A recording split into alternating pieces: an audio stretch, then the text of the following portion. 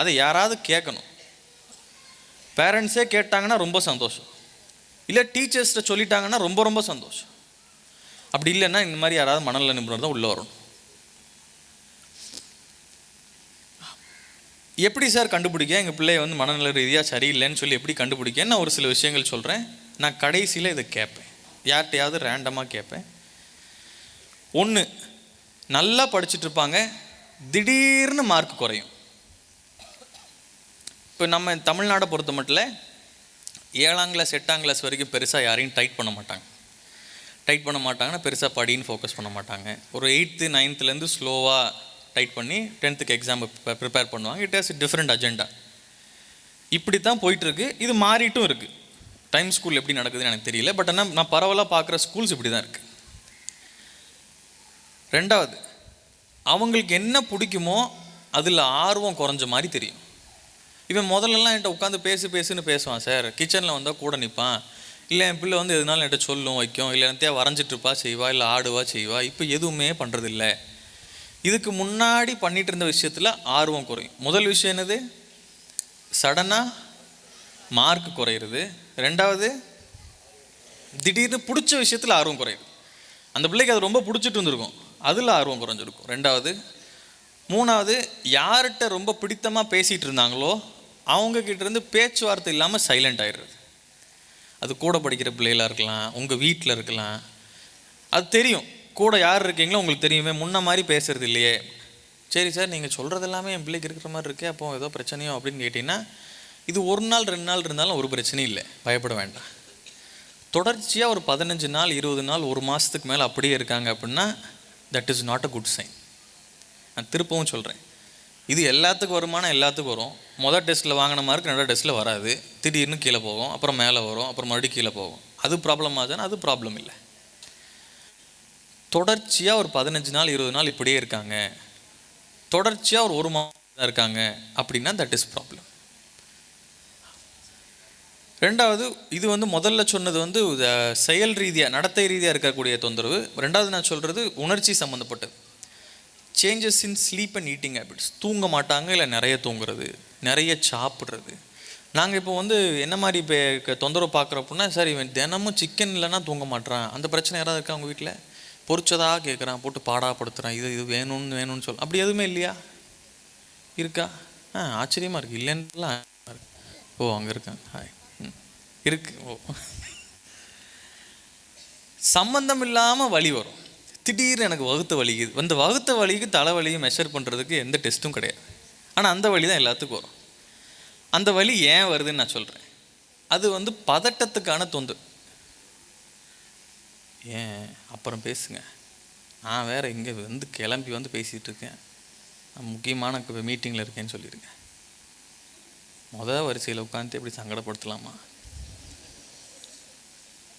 முடிச்சிட்டேலா? எதில் விட்டேன்?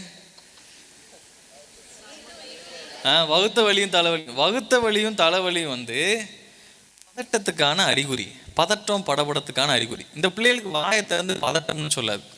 எக்ஸாம்பிள் நான் சொல்கிறேன், நம்ம வீட்டில் யாராவது பெரிய ஆட்கள் இருக்கும், அவங்க எதையாவது நினச்சி கவலைப்பட்டிருப்பாங்க. எனக்கு மூட்டோட வலிக்குது, பெடதியோடு வலிக்குது, அந்த அம்மா என்னத்தையா நினச்சி கவலை தான் பட்டுட்ருக்கோம். கவலையாக இருக்குன்னு சொல்ல தெரியாது. எனக்கு மூட்டு வலி, கை வலி, இடுப்பு வலின்ற மாதிரி ஆஸ்பத்திரி போய் சத்தூசி தான் போட்டு வருவாங்க, வலி சரியாயிடும். அதே மாதிரி இந்த பிள்ளை வந்து இந்த பதட்டம் படபடப்பு வந்து பதட்டம் படபடப்புன்னு சொல்ல தெரியாமல் தலைவலி வகுத்த வலி சொல். நீங்கள் அப்படி சொல்கிறப்போ நீங்கள் என்ன செய்யாதீங்கன்னு நான் சொல்ல, நீ நடிக்கிறேன்னு சொல்லாதீங்க. அப்படியாப்பா, என்ன செய்யுதுப்பா, எதுக்குப்பா இப்படி வலிக்குது, நீ எதோ சாப்பிட்டு, அதை வந்து அன்பாக பாசமாக பார்த்துருங்க, அந்த வலி சீக்கிரமாக குறைஞ்சிரும். நீங்கள் வந்து இவன் நடிக்கிறேன், வேணும்னு செய்கிறேன், அப்படின்றேன்னா தான் அந்த வலி கூடிக்கிட்டே இருக்கும். இப்போ நீங்கள் ஆஸ்பத்திரியாக தாவிக்கிட்டே இருக்கும். ஸ்கேன் பார்த்து நார்மல்னாலே அதில் பயப்படுற மாதிரி ஒன்றும் இல்லைன்னு அர்த்தம். அது ஜின்னு கோளர்லாம் கிடையாது, நம்ம பையனுக்கு பதட்ட கோளர். சரியா? மூணாவது முக்கியமானது, சின்ன விஷயம் திடீர்னு அழுதுறது, திடீர்னு கோவப்பட்டுறது. சின்ன விஷயம்னா ஒன்றும் இல்லை, ஃபோன் நோண்டிட்டு இருப்பான், கூட நான் ஃபோன் மட்டும் தரேன்னு தான் வாங்கியிருப்பியோ, தடா டமால், என்னடா ஃபோன் தானே வாங்கினேன், இவன் என்ன இந்த ரியாக்ட் பண்ணுறியான். அது வந்து it is not a good sign. இதெல்லாம் இருக்குது அப்படின்னா நமக்கு வந்து தொந்தரவு ஈஸியாக வர்றதுக்கான வாய்ப்பு அதிகம் அப்படின்னு அர்த்தம். ஆமாம். இது வரைக்கும் ஏதாவது கேள்வி கேட்க?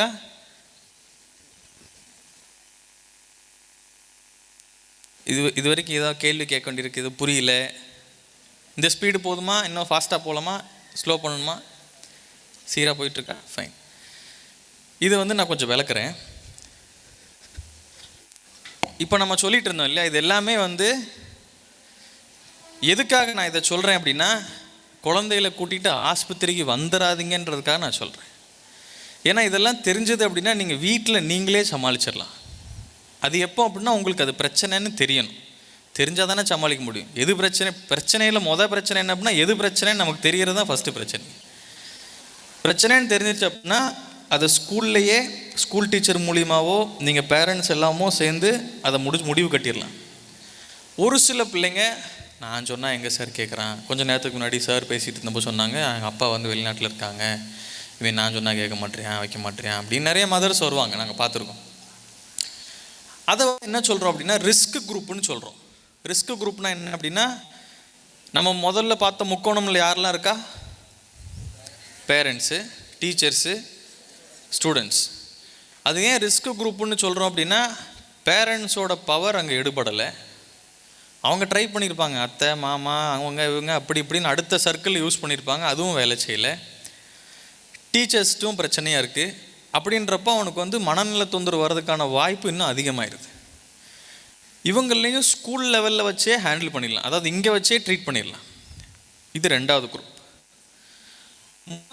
மூணாவது முக்கியமான குரூப்பை தான் என்ன சொல்கிறோம் அப்படின்னா, it's a very high risk individuals. இந்த வெரி ஹை ரிஸ்க் இண்டிவிஜுவல்ஸ் இப்போ நம்ம எழுதினப்போ ஒரு ரெஸ்பான்ஸ் பார்த்தோம் இல்லையா, தூக்கு போட்டு சாகணும் அப்படின்னு. அது very high response, very high risk கிடையாது. ஏன் கிடையாதுன்னு நான் சொல்கிறேன். அந்த பிள்ளைக்கு என்ன தான் அந்த எண்ணம் வந்தாலும் அதை சார்ந்து எதுவுமே எழுதலை. நான் நியூராலஜிஸ்ட் ஆகணும், நான் இது செய்யணும் அது செய்யணும், வேறு விஷயங்களும் அந்த குழந்தை பார்க்குது.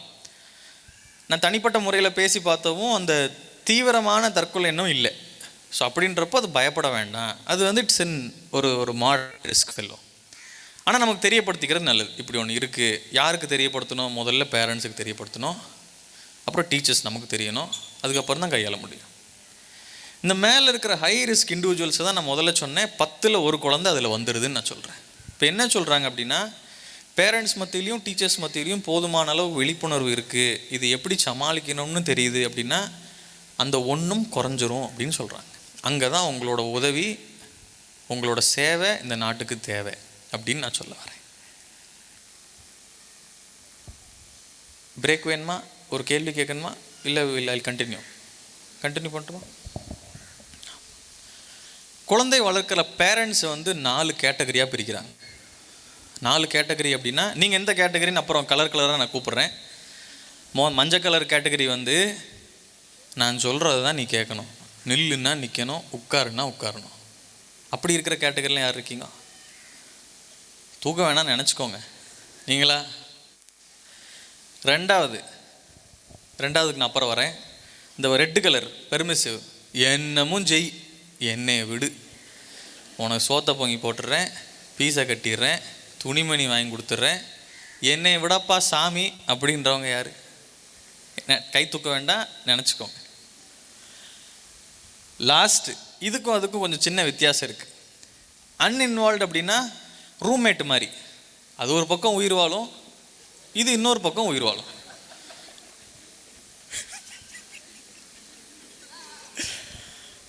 ரூம்மேட் மாதிரினா ஓகே ரைட்டு, அது ஒரு பக்கம் வாழ்ந்துட்டுருக்கோம், இது ஒரு பக்கம் வாழ்ந்துட்டுருக்கோம். இது ஏன்னு அதை கேட்காது, அது ஏன்னு இதை கேட்காது. அன்இன்வால்வ்டாக இருக்கிறதுனா உனக்கு எனக்கு சம்மந்தம் இல்லை அப்படின்னு இருக்கிறது. முந்தினது லேசாக டிஃப்ரெண்ட்.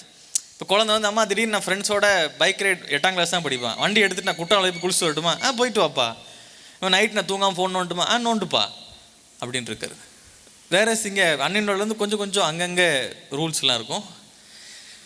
இது மூணுமே not good parenting. Not good பேரண்டிங்னா உகந்தது இல்லை அப்படின்னு அர்த்தம். முடிஞ்ச அளவுக்கு இந்த கேட்டகரியில் விழுந்துக்கிறாமல் இருக்கிறது நமக்கு நல்லது.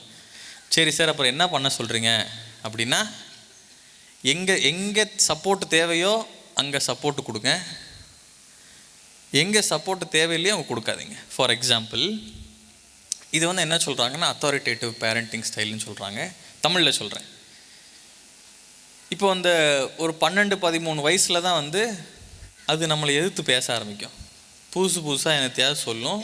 பிரெயின்லாம் நல்லா வளர்ந்துருக்கும் இல்லையா, பால் ஊட்டி தேன் ஊட்டிலாம் வளர்த்துருப்போம். அப்போ தான் அந்த பிரெயின் இன்னும் என்ஃபோர்ஸாக வேலை செய்யும்.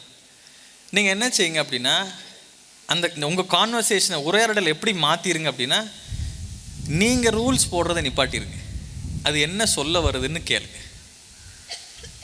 அவன் என்ன சொல்ல வரானோ மொத்தமாக காதை கொடுத்து கேட்டுருங்க. போட்டு வாங்குவோம். அவன் சொல்கிறதுக்கு முன்னாடி இல்லை நீ இதைத்தான் செய்யணும் அதைத்தான் செய்யணும் இப்படி no no no no let them complete. அவன் ஃபுல்லாக சொல்லட்டும். கொஞ்சம் நமக்கு வந்து இப்போ இது ஏன் முடியாதுன்னு சொல்கிறேன், ஏன் ரொம்ப டிஃபிகல்ட்டாக இருக்குதுன்னு நான் சொல்கிறேன். இப்போ வந்து நான் பேரண்ட்டாக பேசுகிறேன், அப்பா அம்மாவாக இருந்து பேசுகிறேன். இப்போ அதுக்கு வந்து ஒரு 7 வயசு 9 வயசு ஆகுது அப்படின்னா நம்ம பேரண்ட்ஸுக்கும் வயசாகிருக்கும்.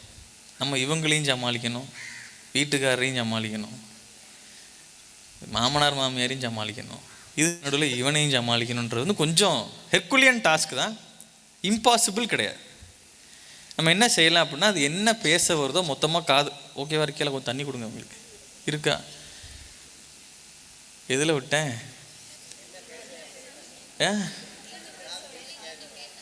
ஆமாம், அவங்க சொல்கிறத மொத்தமாக முதல்ல காதை கொடுத்து கேட்போம்.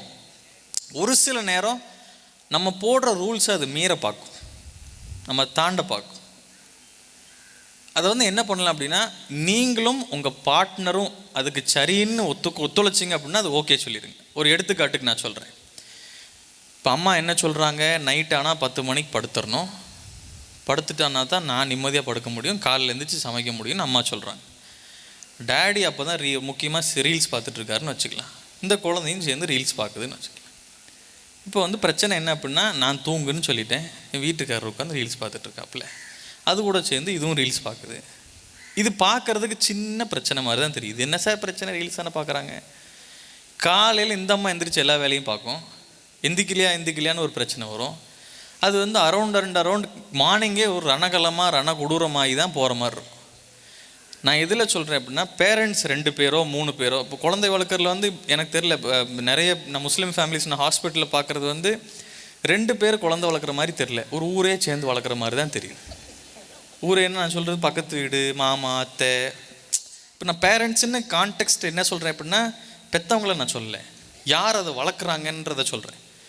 யார் அதை வளர்க்குறாங்கன்றது என்னால் 2 பேர்னு மற்ற ஃபேமிலிஸ் வந்து எனக்கு வேறுபாடு தெரியுது. ஆனால் என்னை முஸ்லீம் ஃபேமிலிஸ், இதை நான் வந்து ஒரு பாசிட்டிவான அர்த்தத்தில் தான் சொல்கிறேன், வெரி சாரி.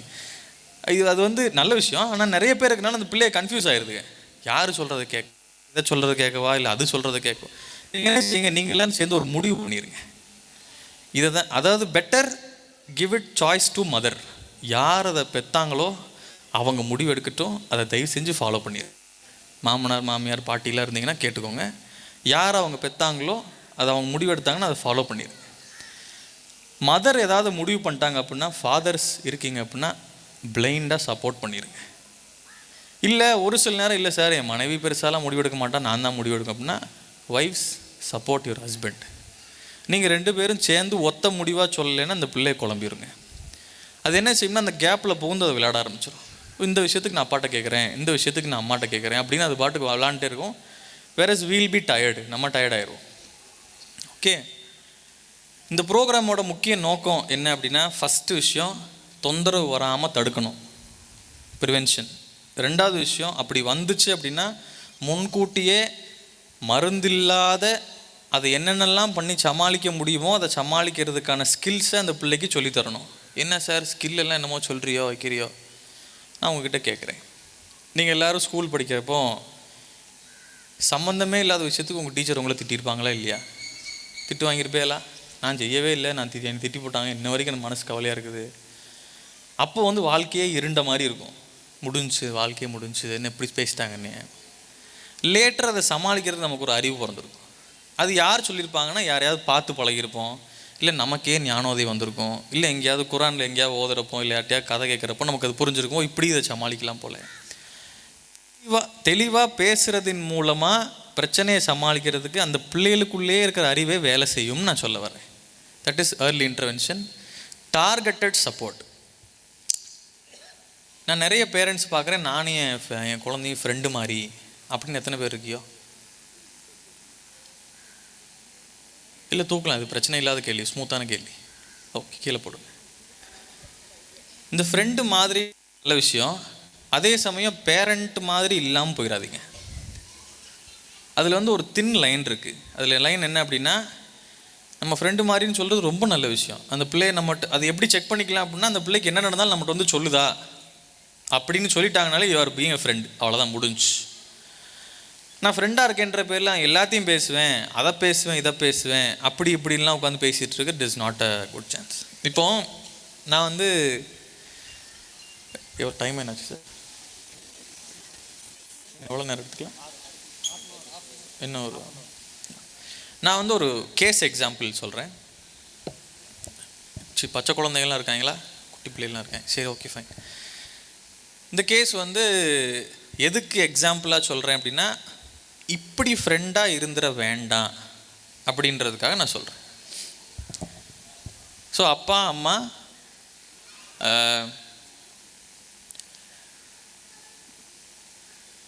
கேஸ் எக்ஸாம்பிள் சொல்லட்டுமா? பிரச்சனை இல்லை.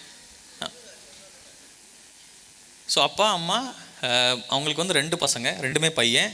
இஸ்லாத்து ஃபேமிலியை சேர்ந்தவங்க தான். மேலப்பாளையம் கிடையாது, திருநெல்வேலி கிடையாது, தமிழ்நாட்டு கிடையாது, தேர் ஃப்ரம் பெங்களூர் ஃபேமிலி. இது நான் வந்து கர்நாடகாவில் படிச்சுட்டு இருந்தப்போ பார்த்த ஃபேமிலி. அந்த பையன் வந்து ஒரு 11ஆம் கிளாஸ் படிக்கிறான். அவனுக்கு வந்து ஒரு பதட்டம் சம்மந்தப்பட்ட தொந்தரவு. இவன் வந்து இவனுக்கு செக்ஷுவல் ரீதியான உணர்ச்சியெலாம் வரும் இல்லையா, இதை நேராக போய் இவங்க அம்மா கிட்ட மட்டும்தான் பேசுவான். இந்த அம்மா என்ன சொல்லியிருக்கணும்? என்ன சொல்லியிருக்கலாம்? நீ அவன் அப்பாட்ட போய் சொல்கிறா, அதை பற்றி அம்மாவுக்கு தெரியாது அப்படின்னு சொல்லியிருந்தா அது அங்கேயே முடிஞ்சிருக்கும். இந்த அம்மாவும் உட்காந்து எல்லாத்தையும் கேட்கும். இல்லை, நீ அதை பண்ணுற, இதை பண்ணுற, இதை பண்ணு, அப்படி பண்ணு, இப்படி பண்ணு, அப்படி பண்ணுன்னு போட்டு அவனை போட்டு ஒரு குழப்பி. இதுக்கு நடுவில் அப்பா வந்து வெளியூரில் வேலை பார்க்குறவர். அவர் வந்து சவுதியில் வேலை பார்க்குறாரு. அவர் எப்போயாவது தான் வருவார். ஃபஸ்ட்டு வந்து கேஸாக வந்தது வந்து அவங்க அம்மா தான் வந்தாங்க. எனக்கு வந்து ஒரு பதட்ட தொந்தரவு இருக்குது, நான் வந்து எனக்கு பிள்ளையை சரியாக வளர்க்கலையோன்னு எனக்கு பயமாக இருக்குது. அந்த அம்மா என்ன